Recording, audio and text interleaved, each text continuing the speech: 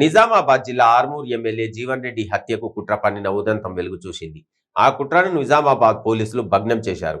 నగరంలోని new housing board కాలనీలో పోలీసులు దాడులు నిర్వహించారు. సుగుణ అనే మహిళ ఇంట్లో అక్రమంగా నిల్వ ఉంచిన పేలుడు పదార్థాలు లభ్యమయ్యాయి. 95 జిలిటిన్ స్టిక్స్, 10 డిటోనేటర్లు స్వాధీనం చేసుకున్నారు. జీవన్ రెడ్డిని చంపేందుకు ప్రసాద్ గౌడ్ పేలుడు పదార్థాలు పంపినట్లు పోలీసుల విచారణలో మహిళ వెల్లడించింది. A1గా సుగుణ, A2గా కల్లెడ సర్పంచ్ భర్త ప్రసాద్ గౌడ్పై సెక్షన్ 307 కింద కేసు నమోదు చేశారు. గతంలో హైదరాబాద్లోని నివాసంలో జీవన్ రెడ్డిపై ప్రసాద్ గౌడ్ హత్యాయత్నం చేశాడు. ప్రస్తుతం ప్రసాద్ జైల్లో ఉన్నాడు.